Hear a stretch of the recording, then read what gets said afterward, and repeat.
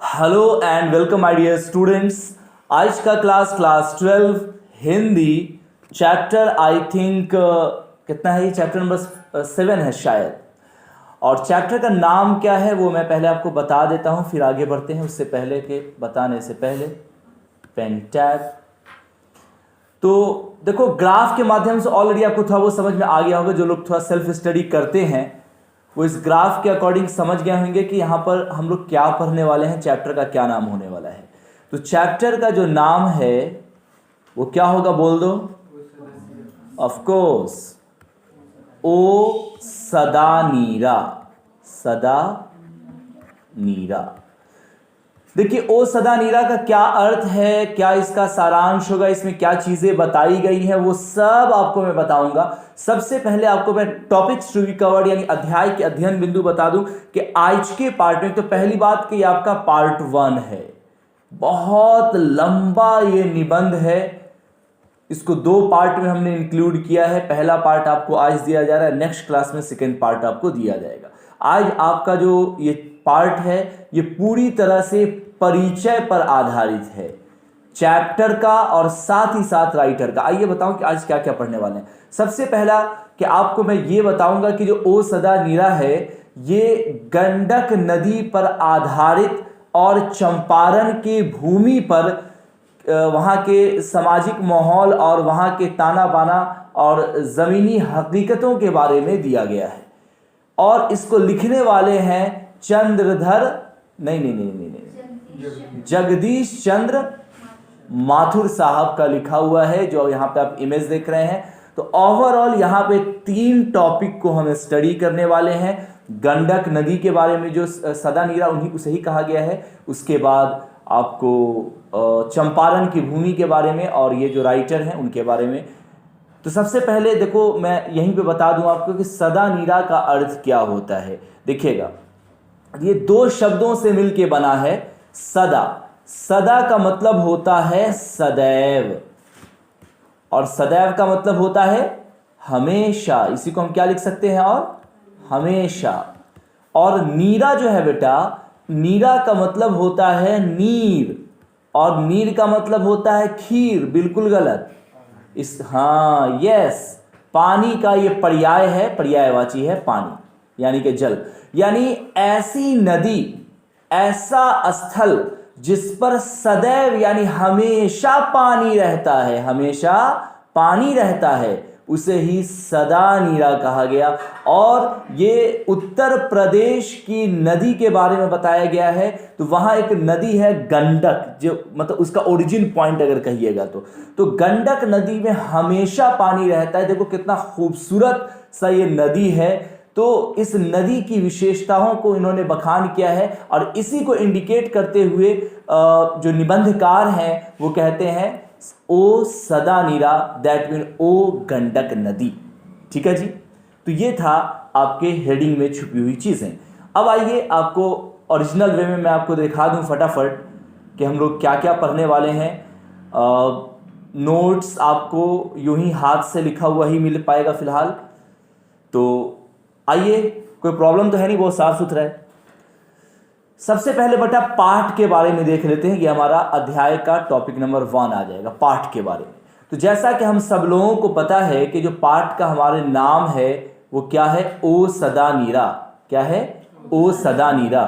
और ये जो प्रकार है ये निबंध है। आपको एग्जाम में क्वेश्चन आएगा कि ओ सदा नीरा की विधा है, यानी इसकी विद्या, या फिर ओ सदा नीरा का प्रकार है। तो अगर इस तरह का अगर आपको आता है कि उसका प्रकार और कार के बारे में, तो आप ध्यान रखेंगे कि ये निबंध है। अब देखो, जनरली निबंध 2, 2.5 या 1.5 पेज का होता है, लेकिन ये आपको एक पसरा हुआ है। देखिएगा तो लगभग आप 7 से 9 पेज में इसको एंड किया गया है। तो काफ़ी लंबा है, लेकिन कोशिश मैं किया हूँ कि काफ़ी शॉर्ट में और सारी चीज़ें दे पाना ये काफ़ी टफ होता है, लेकिन कोशिश किया गया है कि चलो। तो नाम है ओ सदा नीरा और प्रकार है निबंध। और इंपॉर्टेंट पॉइंट इसमें यह है कि यह निबंध गंडक नदी के निमित्त लिखा गया है, यानी गंडक नदी के बारे में लिखा गया है। ठीक है जी। स्टार पॉइंट में दिया गया बच्चा कि गंडक नदी को सदा नीरा चकरा, नारायणी और महागंडक के नाम से भी जाना जाता है। यानी यहाँ पे तो एक सदा नीरा इन्होंने कहा ही, उसके अलावा चकरा, नारायणी, महागंडक के नाम से भी गंडक नदी को जानते हैं। ठीक है जी। इसी प्रकार से अब हम बात करेंगे बेटा इसका संबंध क्या है पाठ का।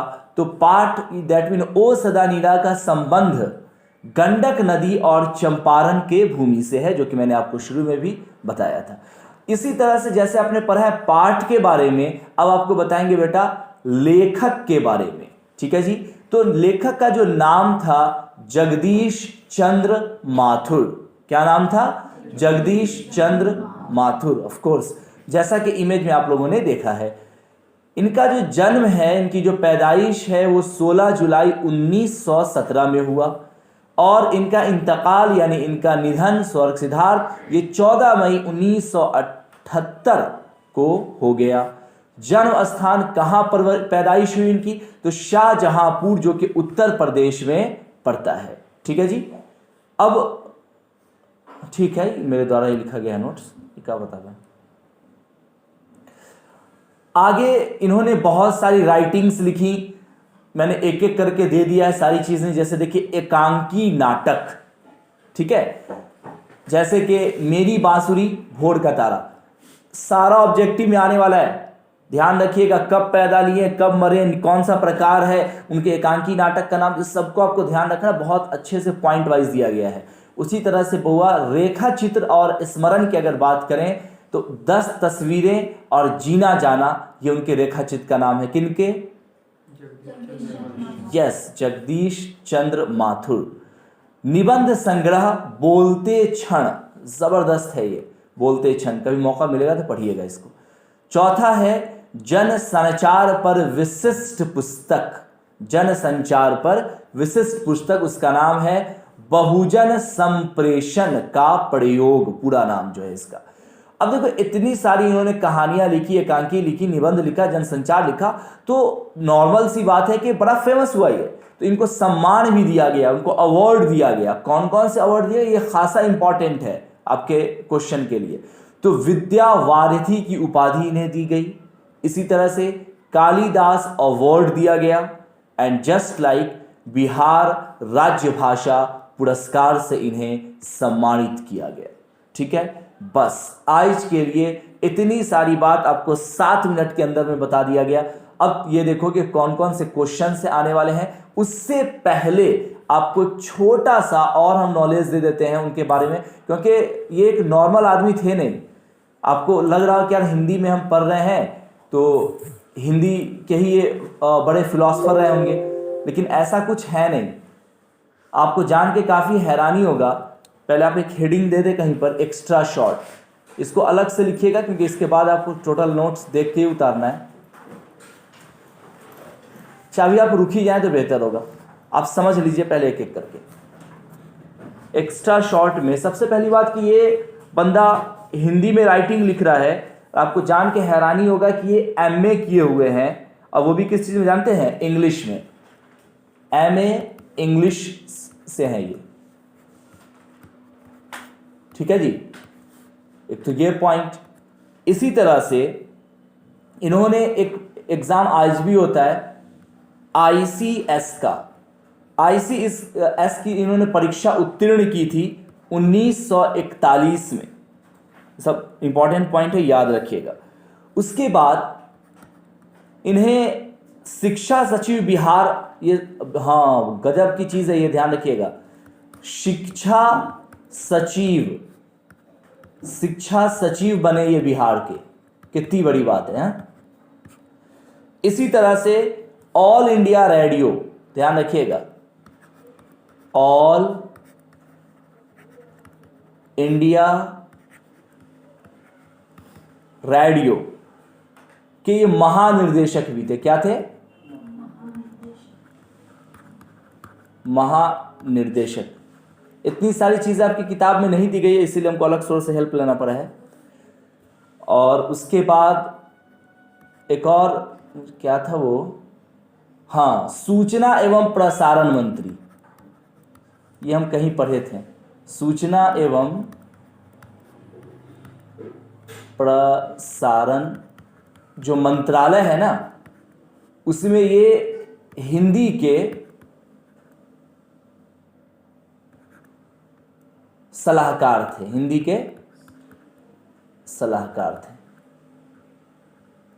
ये मैंने कहीं पढ़ा था, ये तो मुझे खैर कहीं नहीं मिला, लेकिन ये हम कहीं पढ़े थे, मेरे याद था। तो यही सारी चीज़ है, ध्यान रखिएगा। उसके बाद एक और इम्पॉर्टेंट है, ये तो खैर नोट पॉइंट में आप लिख लें तो बेहतर होगा। इन्होंने एक नई शुरुआत की थी, वैशाली महोत्सव की शुरुआत इन्होंने किया था, वैशाली महोत्सव। और अगर ये एग्जाम में पूछ दे बेटा कि कब किया था, तो 1944, 1941 में आईसीएस की परीक्षा पास किए और 1944 में वैशाली महोत्सव की इन्होंने आरंभ किया, इसको शुरुआत किया। ठीक है, तो यही सारी चीज़ें इसमें है।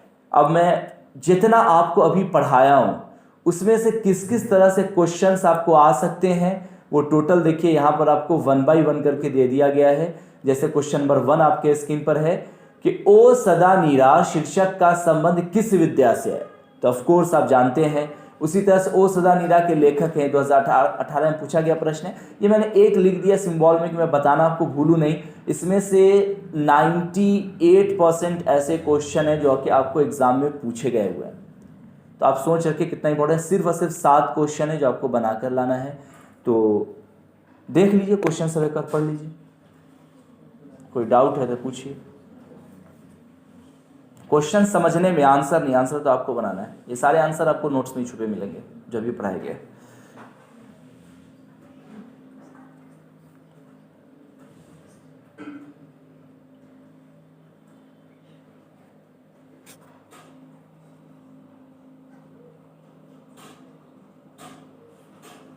क्लियर है?